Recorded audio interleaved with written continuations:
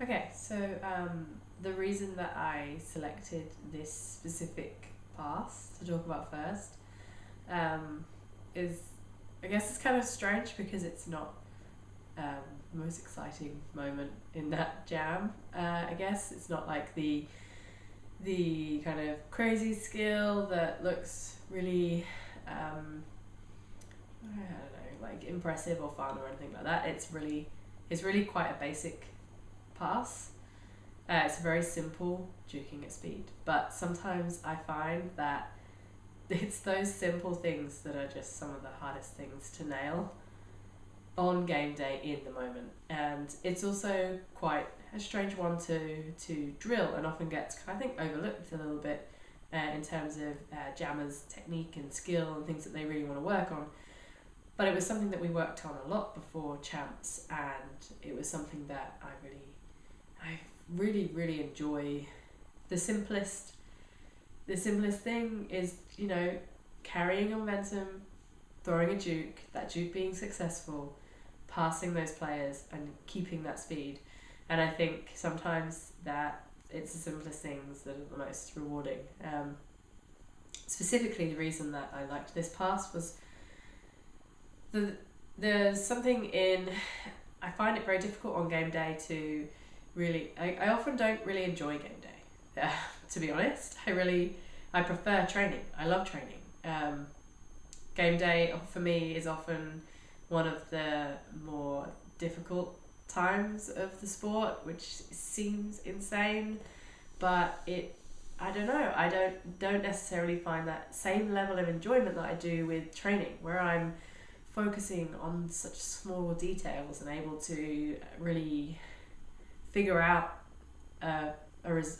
take a problem and find a solution, and I really enjoy that. And yet, and something that I've really worked on this year with playoffs and champs was trying to find that enjoyment, trying to find those same successes that I can recognize in training in gameplay, and also trying to approach the game with this understanding of those things I drilled in training, executing them, recognizing those scenarios and those situations, those same ones that we drill, and seeing those in the moment and being able to approach them with that conscious decision making that I can approach training with. So this moment in the game really stood out for me, because often after a game I can't remember what happened. It's just a blur, and you can't quite figure out the timeline of things. You have snippets of memories of little moments throughout the game, but you can't quite remember the order correctly. But this moment, I remember it. I remember it vividly.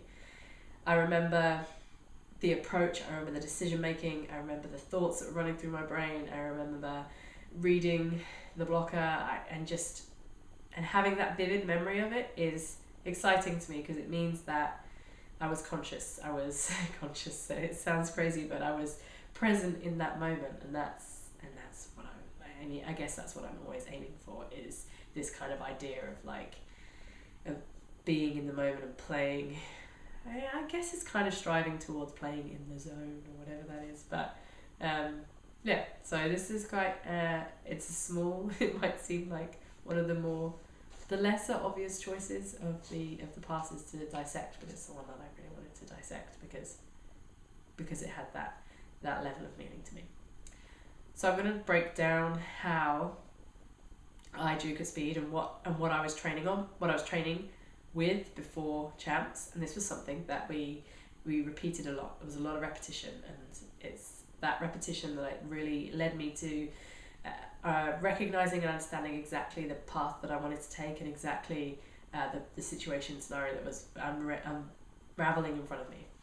So we looked a lot at juking against two walls, and juking at two walls at speed, and there's a really simple but easy and effective drill to do where you just set up two walls around the track with plenty of space between each one, and the jammers just approach at speed and try and throw those jukes and try and practice passing those two walls over and over, like in quick concession of each other, and that you don't slow down, you don't lose any momentum, you keep keep going at speed, you keep attacking at speed, and if you do lose, if you do, you know, the wall does a good job at catching you, then you just reset and accelerate for the next one. You don't slow and stop, because we so often just kind of slow and coast towards a blocker to perform our juke, which I'm going to talk a little bit about. So through that drill, through that repetition, I started to develop a juking pattern. I started to develop a thing that I would do past every single wall, regardless of those blockers, regardless of that setup. And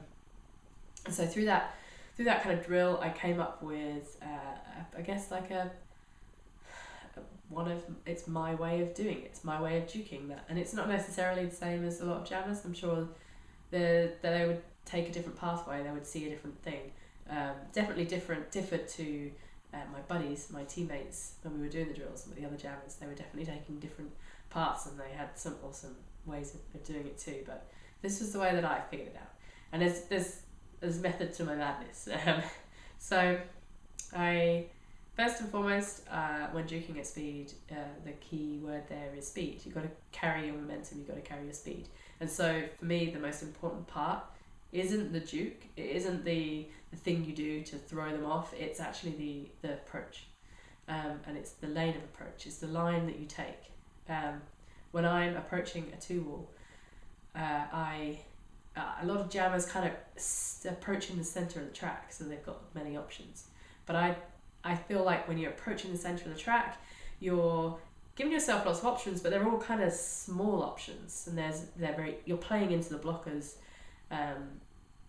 Kind of handing it to them. You're saying, hey, look, here's this really small space that I'm going to try and take past you. Here's your lateral move. It's much easier for the blocker to deal with. So I don't like approaching in the centre of the track. I like to think about approaching in a specific lane in order to almost set the blockers up as set them up like chess pieces, so I know I'm one step ahead, I know where I'm going. So in this GIF that I've shared, you can see that I approach in sort of lane 2. So I'm approaching towards the inside of the track, and I take the inside line. And so that doesn't necessarily make sense, because if I'm approaching in lane 2 and I'm taking the inside line, I'm taking the smaller space. But it's the setup that I'm more interested in, and it's that approach that I'm more interested in. So the reason that I approach in lane 2 and I want to take lane 1, the reason I approach in lane 2 is that I'm focusing my efforts on one blocker, and in this moment there is only actually one blocker there, but there is, due to the setup of the opposition jammer and my wall, it kind of acts almost like there was a more of a wall there. So I approach in that lane because I want them to be very aware of the track space around them. I want them to be thinking about my line and preempting where they think I'm going to go. And if I approach in lane 2 and they've only got a small space to cover to lane 1, they're going to feel quite confident in their ability to do that. But they're not going to feel comfortable with that big space to the other side of them. They're going to feel very uncomfortable with that space to the other side of them. Now, when I drilled this, we drilled it against 2 walls. So the other reason I'm making them feel uncomfortable is because they're having to consider the buddy that they're blocking with. So they're quite confident in their ability to cover lane 1. Yeah, that's close to them, they're in lane 2. But they're not so confident with that space that they've got to cover between them and their buddy and beyond their buddy. So that's not their job anymore out there. They're relying on that person they're blocking with, and there's that element of trust that they have to instill. And if we're honest, we often don't have that trust in the person we're with. We do, but it's hard for us to get there. It's something we've had to work at and train, and it's really uncomfortable for us to rely on them and not be in control. So I'm really focusing my efforts on that one blocker who's on the inside line or towards the inside line, and I'm focusing on making them feel as uncomfortable as I possibly can. Uncomfortable because they're having a split focus. Now in this moment in the game, what went in my favour was the blocker actually already had a split focus. Their split focus was they were trying to play offense for their jammer and maybe consider taking a star pass. Probably considering taking a star pass due to the situation that was unravelling in front of them. So I kind of had it went in my favour. They already had that split focus and I could really play to that. So I'm thinking of approaching in lane 2 to split the focus of that one blocker, and I'm really focusing on my efforts on that one blocker. And it doesn't really necessarily matter how the formation that those two blockers have set up in, because unless, you know, they're totally completely closed lane one and are doing something different, and actually even then my blockers played around with that and I still managed to make that work. It changed slightly, but the basis of the approach was the same. So I'm also thinking on my approach not only of making them unsettled by the lane that I'm approaching in, but also in the speed that I'm approaching in. Now the GIF, because of the camera, it changes angles just before you actually miss the approach completely, and you only see me go to my cruise, sort of my set myself both feet under me and kind of glide towards the blocker. But actually what I really try and do is accelerate towards that blocker and try not to coast, because when we're coasting, what we're doing is we're giving that blocker a chance to assess how much speed we're carrying and assess when they're going to have to meet us. So I actually really focus on acceleration at that player, and get comfortable with having my feet under me when I'm accelerating, so that I can make those shifts and make that juke and that lateral move to take that line. And I really worked a lot on that sort of acceleration. The difficulty with that is that we have to be really comfortable with our ability to bail. Like, so I'm accelerating at this blocker, but for whatever reason, the setup doesn't work, and suddenly I'm gonna plow straight into the back of them or whatever.